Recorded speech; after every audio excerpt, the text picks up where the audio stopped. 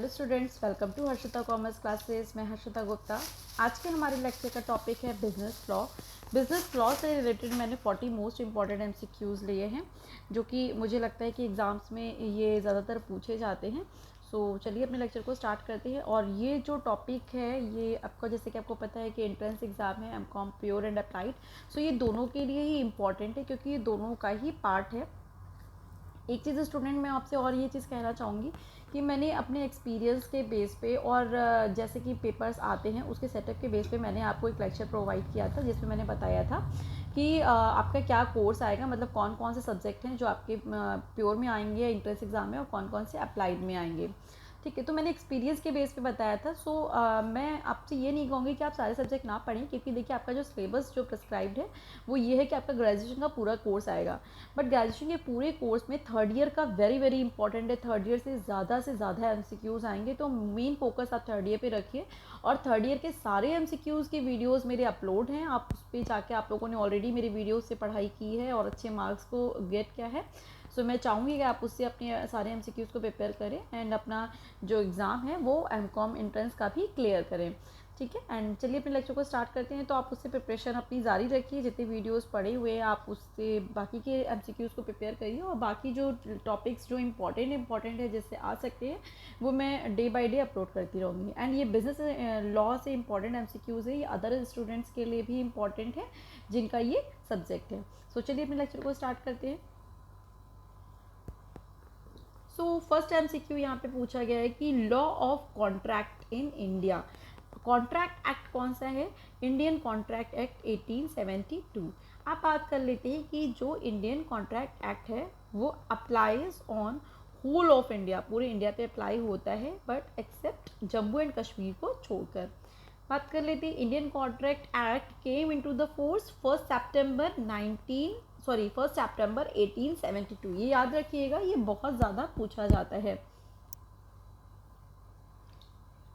Next MCQ ले लेते हैं। नेक्स्ट एमसीक्यू यहाँ पे है, चलिए नेक्स्ट एमसीक्यू की बात करते हैं कि यहाँ पे पूछा गया है, स्टूडेंट यहाँ पे स्पेलिंग मिस्टेक है, उसको सही कर लीजिएगा कि जस्ट, यहाँ पे जस्ट है, ठीक है। Just in uh personam means a right against a specific person, ठीक है।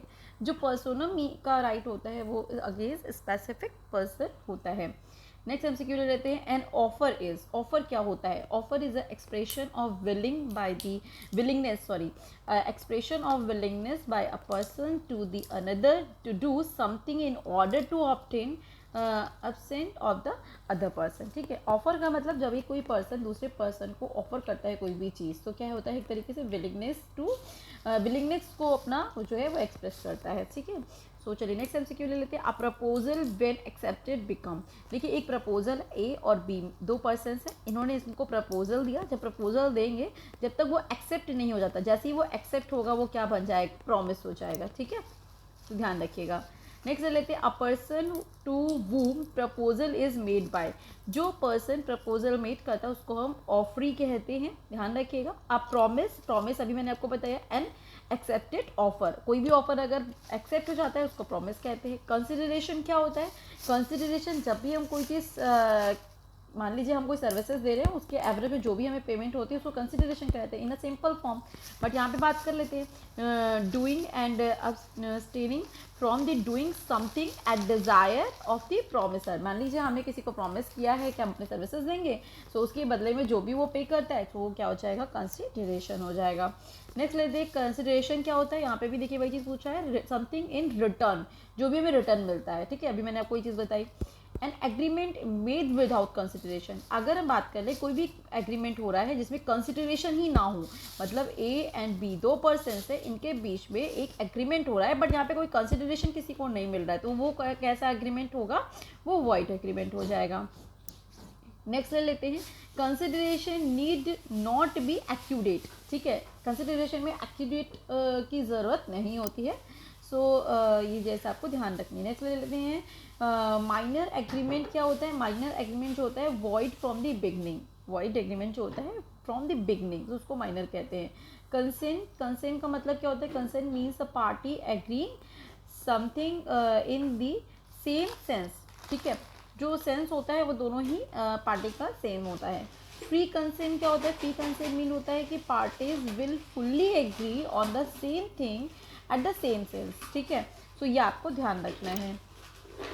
नेक्स्ट एमसीक्यू ले लेते हैं, undue influence involve. Undue influence involve which of the following? Use the position to obtain unfair advantage over the others. ये आपको ध्यान रखना है। जो ड्यू अनफेयर होता है उसमें क्या चीज़ इन्वॉल्व होती है? Use the position to obtain an unfair advantage over the others, ठीक है। ये चीज़ें आपको ध्यान रखना है। फ्रॉड का मतलब अगर हम बात करें, फ्रॉड क्या होता है? A false representation of the facts made with fully with a view of device to the other parties। तो ध्यान रखिएगा, जो भी हम फॉल्स प्रेजेंटेशन करते हैं, मतलब झूठी रिपोर्ट्स इस तरीके से किसी के सामने प्रेजेंट करना अदर पार्टीज के बीच उसमें, तो उसको हम क्या कहेंगे? फ्रॉड कहते हैं।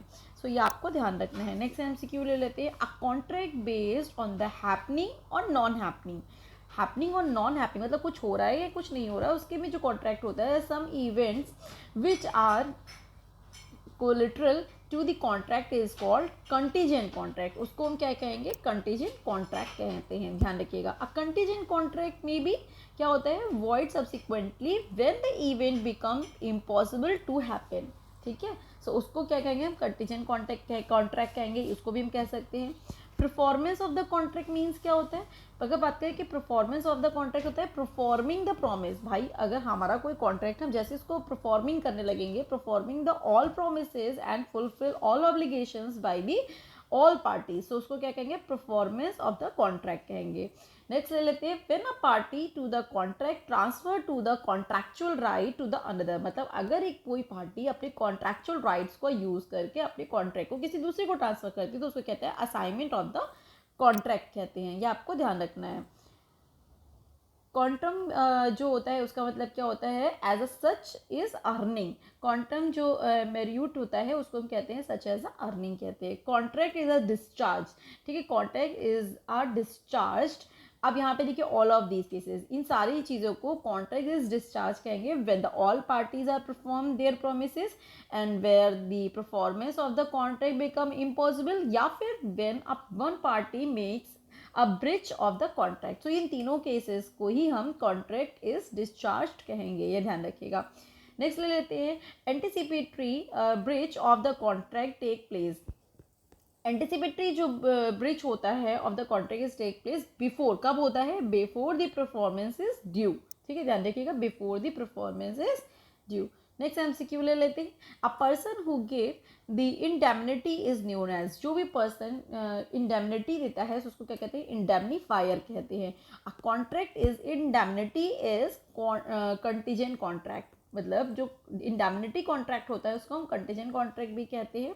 Contract to perform the promise or discharge the liability of the third party in case of the default is called guarantee। उसको क्या कहेंगे हम? गारंटी कहेंगे, ठीक है, ध्यान रखिएगा।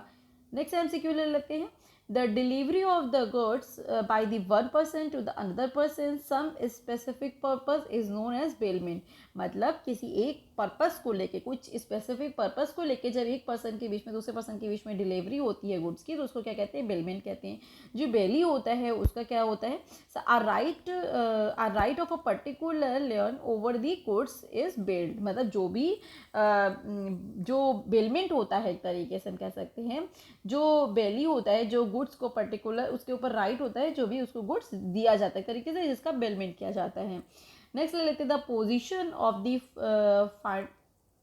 Finder of the lost goods is that. जो मतलब मान लीजिए उस पोजीशन को हम क्या कहेंगे? जहाँ पे जो गुड्स होता है वो लॉस्ट होता है, उसके फाइंडर की जो पोजीशन होती है उसको कहेंगे हम बेली, ठीक है। तो ये आपको ध्यान रखना है। सो ये कुछ इंपॉर्टेंट एमसीक्यूज थे जो मैंने आपसे डिस्कस किए बिजनेस लॉ से रिलेटेड, जो कि ज़्यादातर पूछे जाते हैं। सो इसके साथ में आई होप कि आपका ये पेपर भी प्रिपेयर हो जाएगा। सो अगर आपको ये वीडियो अच्छा लगा हो तो प्लीज़ इसको ज़्यादा से ज़्यादा शेयर करिए, लाइक करिए एंड सब्सक्राइब करिए। Thank you students.